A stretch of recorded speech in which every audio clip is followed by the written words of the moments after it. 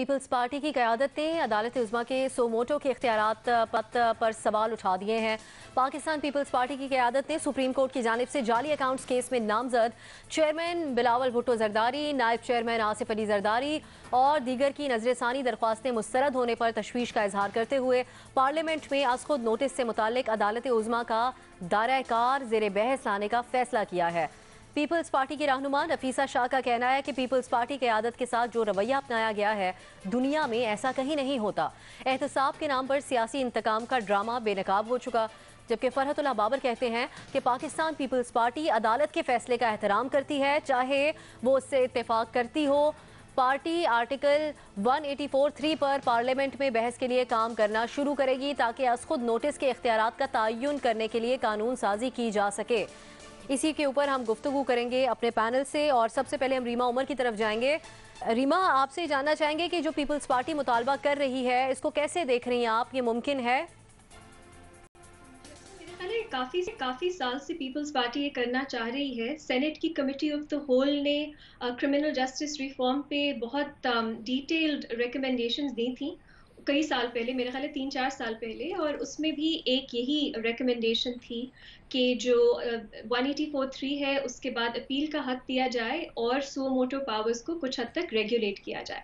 मेरा ख्याल है एटलीस्ट लीगल कम्युनिटी में इस पे तो दो राय नहीं है कि 184(3) को रेगुलेट करने की ज़रूरत है। लेकिन दो सवाल उठते हैं, पहला कि कौन करेगा रेगुलेट, दूसरा ये रेगुलेशंस है वो किस तरह की होंगी।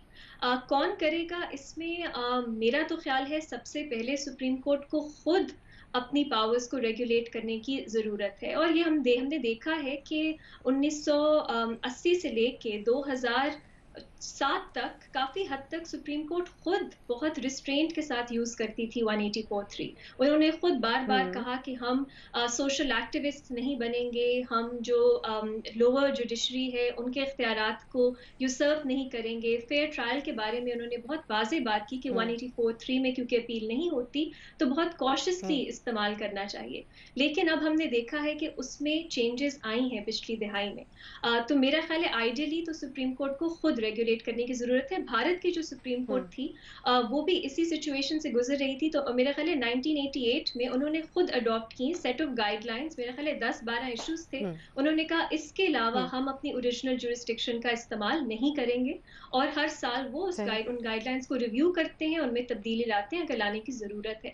तो शायद इस तरह की जो रेगुलेशंस है वो हमें खुद हमारी सुप्रीम कोर्ट को लाने की रेगुलेट करने की जी। जरूरत लेकिन प्रॉब्लम ये है हाँ, अफसा कि अगर पार्लियामेंट खुद कॉन्स्टिट्यूशनल अमेंडमेंट्स के थ्रू ये 184(3) को रेगुलेट करने की पावर्स को रेगुलेट करने की कोशिश करेगी तो एक तो मेरा ख्याल है वो शायद पता नहीं वो रेगुलेशंस किस तरह की लगेंगी, लेकिन एक खदशा है कि वो जुडिशल इंडिपेंडेंस में इंटरफेयर करें। और हमें चाहे जो भी हो, हमने पिछले 10 सालों में देखा है जुडिशल एक्टिविज्म, ओवर रीच, लेकिन हमें नहीं भूलना चाहिए कि जुडिशल इंडिपेंडेंस अभी भी एक बुनियादी रूल ऑफ लॉ का प्रिंसिपल है और वो किसी तरह से भी इफेक्ट नहीं होना चाहिए। दूसरी चीज ये नहीं होनी चाहिए आपके ख्याल में? जी, और दूसरी चीज, सॉरी, अब से लास्ट पॉइंट, दूसरी चीज ये हमने देखा जब पार्लियामेंट ने जुडिशल अपॉइंटमेंट्स का सिस्टम बदलने की कोशिश की तो 18वीं तरमीम में, तो सुप्रीम कोर्ट ने कहा कि जुडिशल इंडिपेंडेंस के लिए वो उनको भी रिव्यू कर सकते हैं, वो कॉन्स्टिट्यूशनल अमेंडमेंट्स की रिव्यू का इख्तियार भी रखते हैं।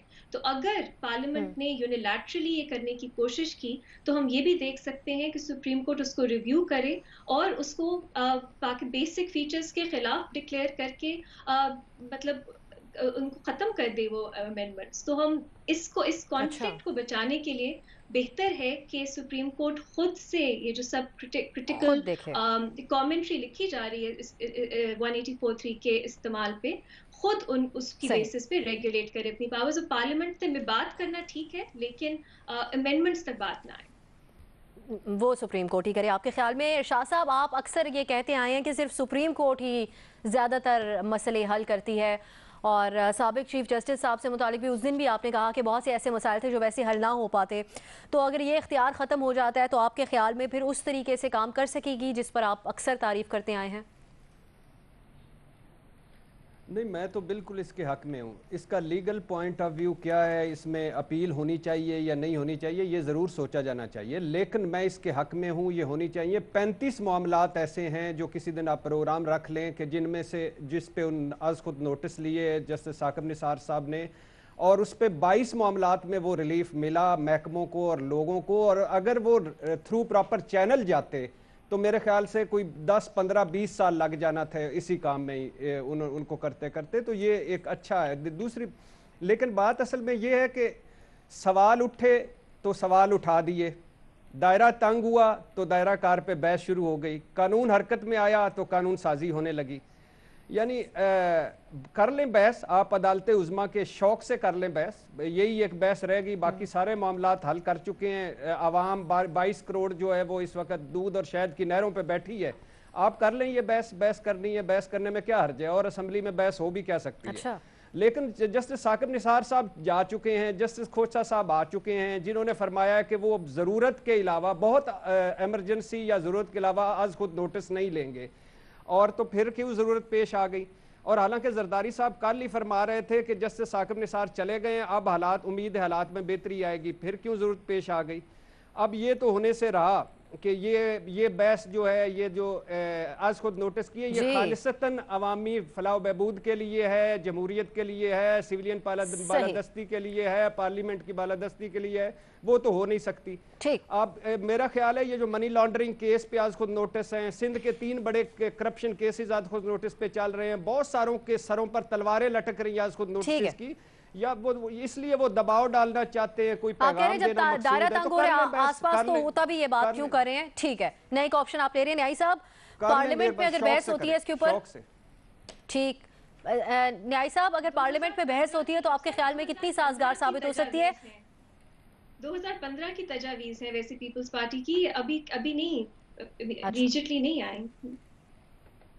सही, तो न्याय साहब जो अभी पीपल्स पार्टी ने इस पे बात की है, 2016 में क्यों नहीं आया, 2017 में क्यों नहीं आया, 2018 में क्यों नहीं आया, 2019 में क्यों आ गया? ठीक है, आपका पॉइंट आ गया। आप इरशाद साहब आप यही कह रहे हैं कि आप घेरा तंग हुआ है तो क्यों ख्याल आ रहा है इस चीज का। न्याय साहब, बहस अगर होती है पार्लियामेंट के अंदर तो वो कितनी साजगार साबित हो सकती है आपके ख्याल में, क्योंकि पीपल्स पार्टी इस बार ये जरूर कह रही है कि हम सिर्फ बातें नहीं करेंगे, इस बात का पीछा करेंगे इस बार।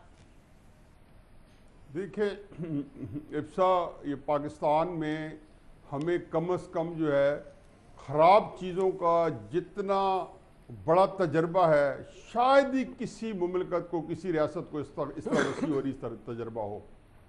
ये 184(3 है, जब ये नहीं थी तो भी इस तरह का निज़ाम पाकिस्तान में चल रहा था। फिर 184(3 के इस्तेमाल करके ने की जो खराबियाँ वो भी हमारे पास मौजूद हैं, इस्तेमाल ना करने की खराबी मौजूद हैं। जब ख्वाजा नाज़मुद्दीन की गवर्नमेंट डिसमिस की गई थी और जस्टिस मुनीर ने मौलवी तमीज़ुद्दीन केस में एंडोर्स किया था तो 184(3 नहीं थी। देखिए ये जो 3 बड़े इदारों का, जिसके पास एक इदारा है जिसके पास सबसे ज़्यादा लेजिटिमेसी है वो है पार्लियामेंट, दूसरा इदारा है हमारा सुप्रीम कोर्ट जो बहुत मजबूत है, उसकी भी आइन तौसीक करता है, और कई इदारे हैं जिनके पास आइनी ताकत नहीं है लेकिन वो बहुत ताकतवर हैं। इनका आपस में तनाव और टकराव जो है वो पाकिस्तानी रियासत को 70 साल से घायल कर चुका है। मैं इस बात के हक में तो बिल्कुल नहीं हूं कि 184(3 के ऊपर आप पार्लियामेंट में बहस करें और जो निज़ा है या इसको मजीद बढ़ाएं, तनाव को, टकराव को शिद्दत दें, हर तरह के दलाइल दें। लेकिन मुझे ये भी बड़ी अजीब लगती है कि रिको डिक 184(3 के तहत, रेंटल पार्ट 184(3 के तहत LNG पीपल्स पार्टी ने बहुत बड़ा कॉन्टेक्ट किया। हमने 5 साल LNG ना होने की वजह से हमारी इंडस्ट्री बंद हो गई, एक्सपोर्ट नीचे चली गई, हमारी सारी की सारी पावर जनरेशन खत्म हो गई, स्टैंड स्टिल हो गई। किसी ने आज तक नहीं कहा कि इसका जिम्मेदार, इसके सुप्रीम कोर्ट पे जिम्मेदारी आती है, नहीं आती। सुप्रीम कोर्ट पे जिम्मेदारी आती है। हमें $4-5 बिलियन जो है इंटरनेशनल कोर्ट में जुर्माना देना पड़ा। 184(3 की मरहून मुनत है।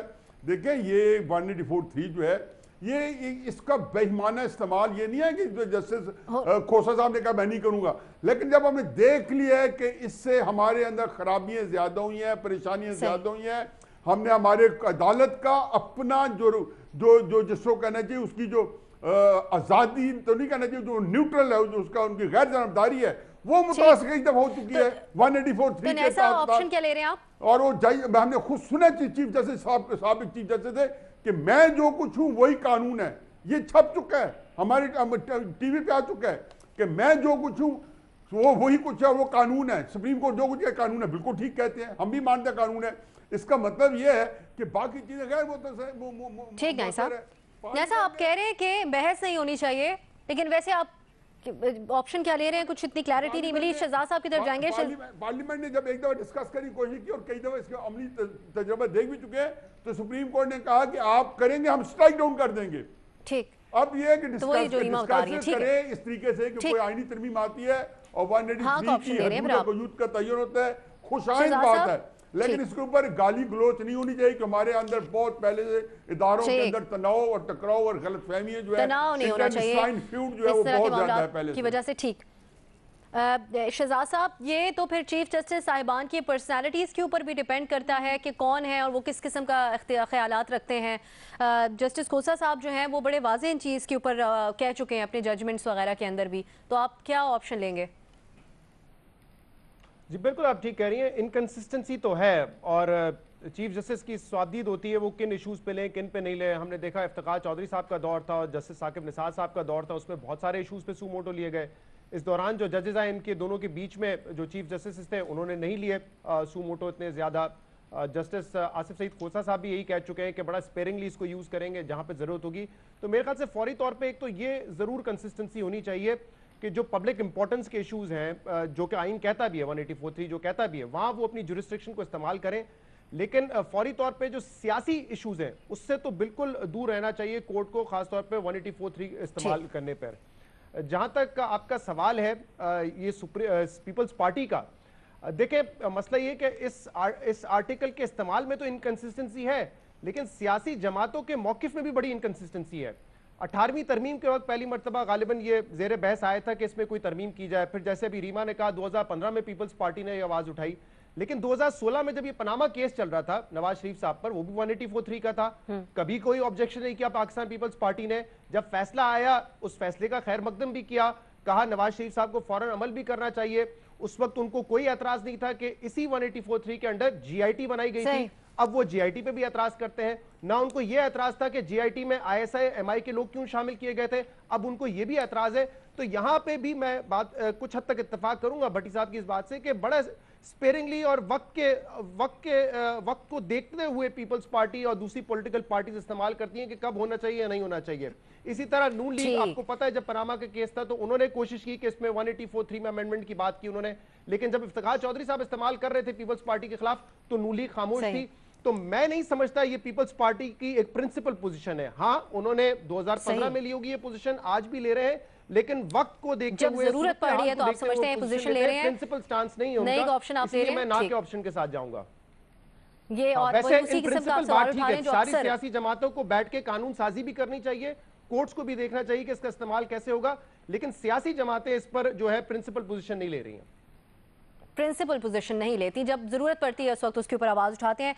बाबर साहब, पूरी गुफ्तगू को फिर सुनते हुए और आपके ख्याल में, जहाँ ईमा कह रही थी इस पर भी हम चाहेंगे आप बात करें कि सुप्रीम कोर्ट खुद फिर करे इसको रेगुलेट या फिर आपके ख्याल में बहस होनी चाहिए पार्लियामेंट में, क्या तरीका कार ठीक होगा? देखिए, कॉन्स्टिट्यूशनल हिस्ट्री की एवोल्यूशन अगर आप पढ़ें समझें, खाली पाकिस्तान में नहीं बाकी मुल्कों में भी, तो सारी की सारी पॉलिटिक्स ड्रिवन होती है। बिल्कुल क्रिटिसाइज ज़रूर करें पीपल्स पार्टी को कि अभी उनका पॉलिटिकल इंटरेस्ट है इसलिए वो इस पर बात करना चाहते हैं, लेकिन लॉज और कॉन्स्टिट्यूशन ऐसे इवॉल्व होते हैं। आपने देखना ये है कि कॉन्स्टिट्यूशन की क्या शक्ल बेहतर निकलेगी इसकी रेगुलेशन से या नहीं निकलेगी, ये बुनियादी सवाल है। उसमें कुछ काम सुप्रीम कोर्ट को खुद करना पड़ेगा और करना चाहिए, और कुछ काम पार्लियामेंट को करना पड़ेगा और करना चाहिए। जहाँ तक बात है कि आपने किस चीज़ पे सुओ मोटो लेना है और किसने सुओ मोटो लेना है, ये इख्तियार किसका है? ये सुप्रीम कोर्ट का इख्तियार है या ये चीफ जस्टिस साहब का इख्तियार है? अभी ये चीफ जस्टिस साहब के इख्तियार के तौर पे इस्तेमाल किया जाता है। एक शख्स अपनी पर्सनालिटी के लिहाज से जो उनका मिजाज होता है, वो जो इशूज़ उनके दिल के करीब होते हैं उन पे वो सुओ मोटो लेना शुरू कर देते हैं। इफ्तिखार चौधरी साहब के दौर में हमने देखा, साकिब निसार साहब के दौर में देखा, वो तो अस्पतालों पे छापे भी मारते रहे सुओ मोटो की मद में, जो किसी सूरत कॉन्स्टिट्यूशन एनविसेज नहीं करता कि आप ये ऐसा काम कर सकते हैं। सो बिल्कुल एग्जीक्यूटिव की डोमेन में जाके, लेकिन जब एक चीफ जस्टिस एक और इतने बड़े इदारे के चीफ हेड ये काम करे तो कोई उन्हें रोक नहीं सकता, क्योंकि उस वक्त कोई किसी के पास पावर नहीं है कि आप सुप्रीम कोर्ट को ये बात बताएं, क्योंकि ये पावर इस्तेमाल बहरहाल सुप्रीम कोर्ट की पावर के तौर पे होती है। सो एक तो ये बात है कि आपको रेगुलेट करना है कि कौन इसका नोटिस लेगा, किस तरह से लेगा, और उसकी रेगुलेशन होनी चाहिए। और कानून के अंदर सुप्रीम कोर्ट जजमेंट के थ्रू भी ये काम कर सकती है, अपने रूल्स को अमेंड करके भी ये काम कर सकती है कि इन इश्यूज पे लेंगे, ये इसका दायरा कार होगा, ताकि आम लोगों को पता हो कि इसका स्कोप क्या है और लॉ में सर्टेनिटी आए। दूसरी जो अपील की बात है वो बहुत जरूरी बात है। अगर आर्टिकल 10A का कोई मकसद है तो इसकी अपील होनी चाहिए। वो अपील सुप्रीम कोर्ट खुद नहीं प्रोवाइड कर सकती, क्योंकि वो आपको कानून के थ्रू ही प्रोवाइड करनी पड़ेगी कि कौन इसकी अपील सुनेगा। सो अगर आप ये कानून बनाते हैं कि जी ये 5 मेंबर बेंच या 3 मेंबर बेंच सुओ मोटो सुनेगा और फिर उससे बड़ा बेंच 7 मेंबर बेंच या 9 मेंबर बेंच उसकी अपील सुनेगा, तो फिर वो काम बहरहाल पार्लियामेंट को करना है। और चूंकि खोसा साहब हैं, उन्होंने शुरू में एक इंस्टीट्यूशनल डायलॉग की बात की, इस वक्त वो सुओ मोटो लेने के फेवर में नहीं है। ये एक बड़ा अच्छी अपॉर्चुनिटी है कि दोनों इंस्टीट्यूशंस रादर देन के एक दूसरे के खिलाफ खड़े हो जाएं, एक दूसरे से गुफ्तगू करके बात करके कहें कि आप क्या काम कर सकते हैं, हम क्या काम कर सकते हैं, ताकि जो जिस तरह रीमा ने भी शुरू में बात की कि कॉन्फ्लिक्ट की सिचुएशन ना बने। हम एक सुप्रीम कोर्ट चाहते हैं जो आज़ाद भी हो, खुद मुख्तार भी हो और पावरफुल भी हो, और हम इसी तरह एक पार्लियामेंट चाहते हैं जो आज़ाद, खुद मुख्तार और स्ट्रांग हो, और ये दोनों ओवरसी करें एक एग्जीक्यूटिव को जो अपनी पावर को एक्सीड ना करे। सो ये चेक्स एंड बैलेंसेस के लिए बड़ा जरूरी है कि तीनों आपस में बातचीत करें। जी बाबर साहब, हाँ का ऑप्शन आप ले रहे हैं। महल साहब, यही जो बात है कि अगर बेंच सुमोटो लेता है तो वो वाली जो बात की जा रही है और एक शख्सियत के ऊपर नहीं होना चाहिए, ये इसमें कितना दाम है आपके ख्याल में? देखिए, बड़ा दिलचस्प वाक़या आपको सुनाऊं। मैंने एक जब जस्टिस सईदुज़्ज़मा सिद्दीकी साहब ज़िंदा थे तो उनसे एक इंटरव्यू किया था और मैंने उनसे कहा था कि 12 अक्टूबर 1999 को क्या आपने ये सोचा था कि सुओ मोटो ले लें? उन्होंने कहा मैंने 13 अक्टूबर को जजेस का इजलास किया और जजेस से राय ली, तो सिर्फ कराची के जो 4 जजेस थे उन्होंने सुओ मोटो के हक़ में फ़ैसला दिया, बाकियों ने कहा कि ना लिया जाए, तो लिहाजा सुओ मोटो नहीं हुआ। और माजी में हमने देखा कि जब इस तरह की कोई सूरत हाल बनी तो हमें कहीं भी सुओ मोटो नज़र नहीं आया, यानी मुल्क का आइन कोई तोड़ रहा है लेकिन सुओ मोटो कभी भी नहीं लिया गया। लेकिन मैं इस बात के बिल्कुल हक़ में हूँ कि सुप्रीम कोर्ट को ख़ुद ही इस चीज़ को एड्रेस करना चाहिए, और उनके पेश नज़र मेरे नज़दीक सबसे इम्पॉर्टेंट बात यह कि सुप्रीम कोर्ट एक फ़ाइनल अपीलिंग अथॉरिटी होती है, फाइनल अपीलिंग फोरम होता है कि जहां आप एक आखिरी अपील जो होती है वो सुप्रीम कोर्ट सुनता है। लिहाजा जब सुप्रीम कोर्ट सुओ मोटो लेता है तो उसके बाद उस शख्स के पास जिसके खिलाफ आप सुओ मोटो लेते हैं या डिपार्टमेंट के खिलाफ, उसके पास फिर अपील का राइट कहाँ रह जाता है, और अगर अपील करता भी है तो फिर उसके दीगर वो एक तरीके से एक वीकर पोजीशन में होता है। तो इसलिए सुप्रीम कोर्ट के फुल कोर्ट को इस चीज़ को रिव्यू करना चाहिए कि कौन कौन से ऐसी चीज़ें, और ख़ास तौर पे उसमें जो आम आदमी के इश्यूज हैं उसमें बिल्कुल 184(3) का इतलाक़ होना चाहिए। बहुत सी ऐसी चीज़ें हैं कि जहां सुप्रीम कोर्ट को खुद ही देखना चाहिए। आपके ख्याल में इस मामले को बहुत अहमियत का हामिल मामला है, आपके ख्याल में फोरम पे चीज़ों को नहीं होता। बिल्कुल दुरुस्त।